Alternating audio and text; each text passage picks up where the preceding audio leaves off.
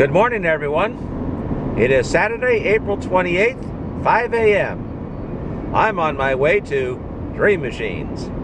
All stations, all stations, all stations. This is KE6HNY acting as net control. Stations not participating in this exercise are requested to stand by. Now, Dream Machines is a major event at the Half Moon Bay Airport. The airport's divided to the north end and the south end. And it is an event that houses or has all kinds of man-made items. Cars, trucks, tractors, trailers, aircraft. Basically, if it's built by man, whether it be wood, metal, or whatever, and has an engine in it, it's likely to be here, even if it's very old. In fact, that's the whole part of the event called Dream Machines. It's humans or man's dream machines. As a ham, that's what I'm actually working there for. I'm going to be working primarily at the north end for the Half Moon Bay Pilots Association. There they want us to do some shadow work with their staffing and guard the flight line. It's not an air show, it's a fly-in. Basically, an air show is an air show. You have aerobatics in the air. Fly-ins, you don't have aerobatics in the air. Basically, you just have people flying in and landing. Now, they can do fly-arounds and certain types of things, but they can't do aerobatic kind of stuff like you would see at an air show. But we also set up a what we call a net control station. That'll be at the north end up by the aircraft. So that's what I'm going there early right now for, to help set up and operate that for a while, is the net control. Now for ham radio positions, we have net control staff, a series of people along the flight line, and we'll have shadows. Those are going to be the three major ones.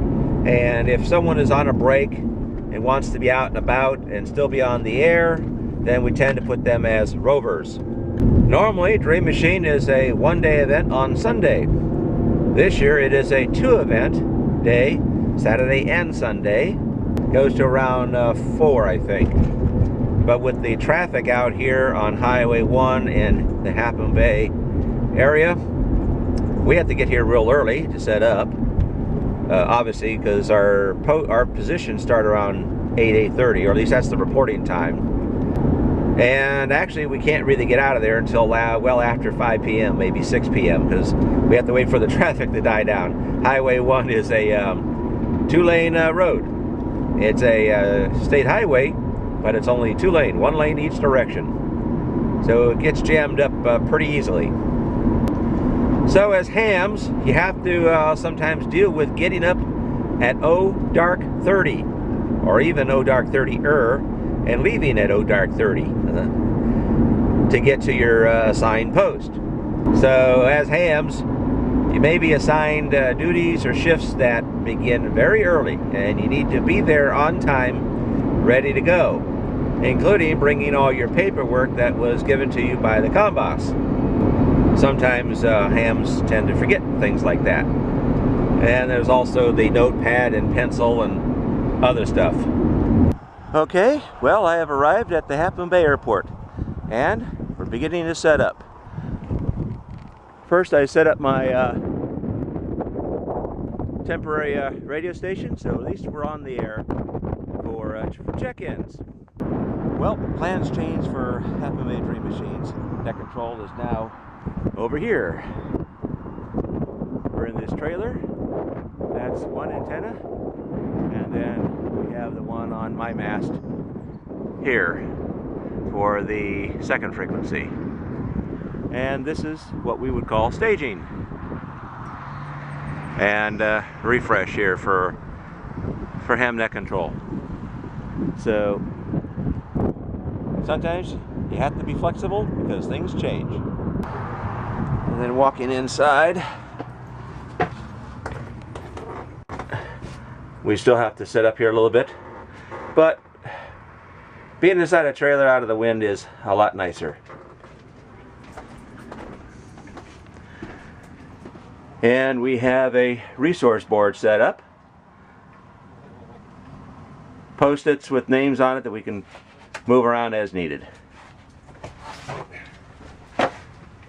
So we'll have two positions. One position will be here, another position will be over here. This is going to be the main net, and this is going to be secondary and communications to the sheriff's office.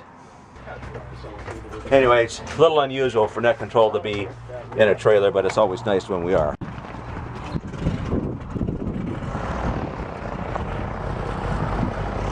That's the north end of the field. Nothing happening up there at this time. And then we have some aircraft over here that'll be on general display, and there'll be more later. Okay, we've been working all morning for Dream Machines here, Net Control. It's been very busy at Net Control, quite stressful at times. So I haven't had a chance to vlog that. I'll have to try to get vlogging from my relief, who will be taking over. Anyway, it's lunchtime right now. I'm starved, so that's what I'm going to be doing. I just delivered someone's lunch, and then I'll be taking you guys on a tour of Dream Machines here. Okay, for Dream Machines here, our net control is over here in the trailer, and we have staging set up. Right now we're in the second shift, so individuals here are from first shift taking their break. And then I'll swing around here. This is some of the display aircraft.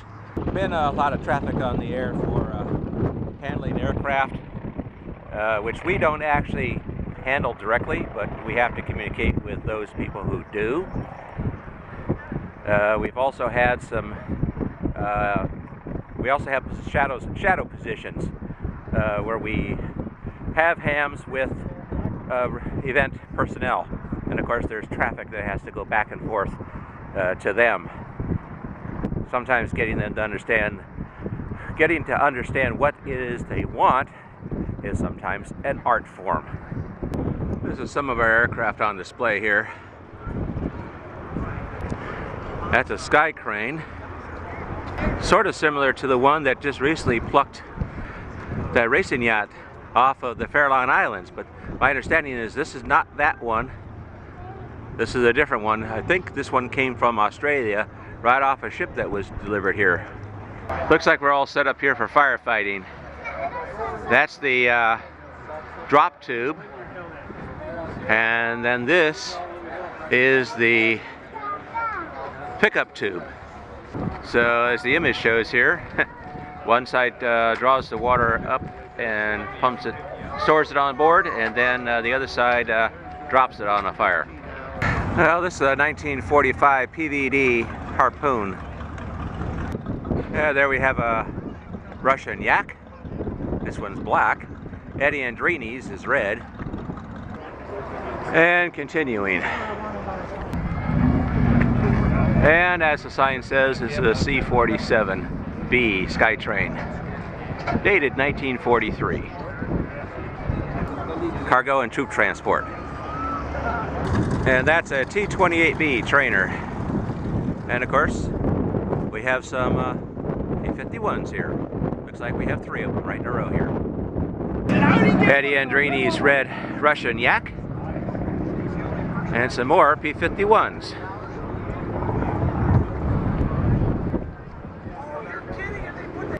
And I think this is a P-40. This is the flying part of Dream Machines. Like I say, there's no aerobatics, just ground displays. Now down at the south end of the airport are all the vintage cars, tractors, trucks, trailers, etc. I'll have to go down there another time. We'll be here tomorrow, so maybe I have a chance to go down there tomorrow. And we have some vendors. And they sell lots of different things, not necessarily aircraft related.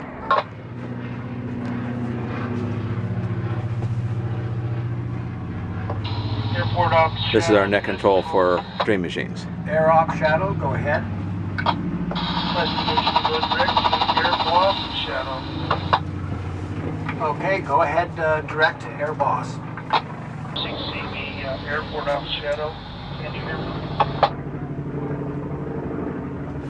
Air Boss Shadow, go ahead. Okay, so the matter's cleared. Mr. Call. Please come back with your call sign. Brent Shadow, go ahead.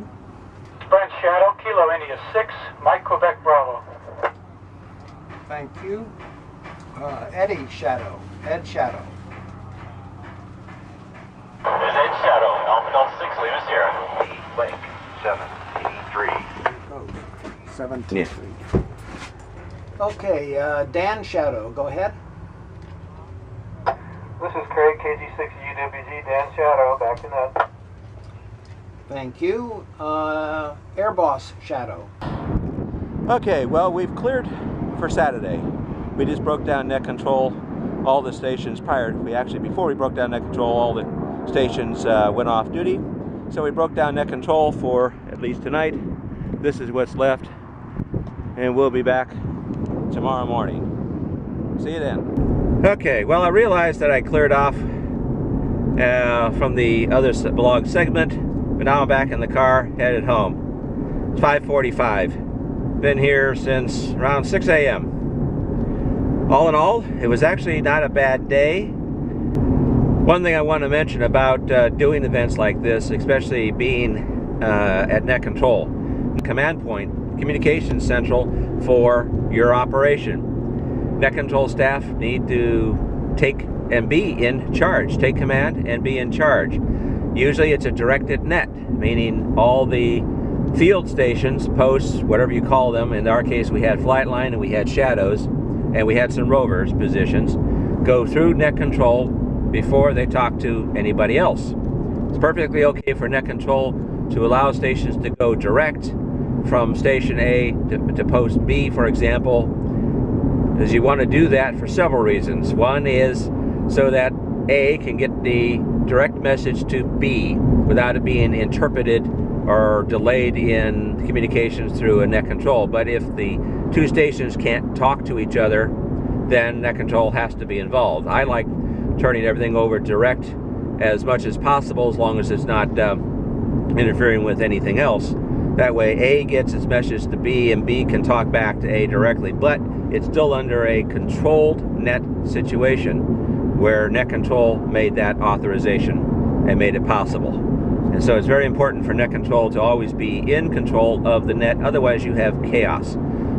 You don't want to have an HF situation where you have a pileup of people trying to talk all at one time, because it just does not work. And in any kind of emergency services situation, everything is done through a net control, a controlled net. And sometimes it's necessary for net control to be dictatorial in operations, and sometimes you have to do that.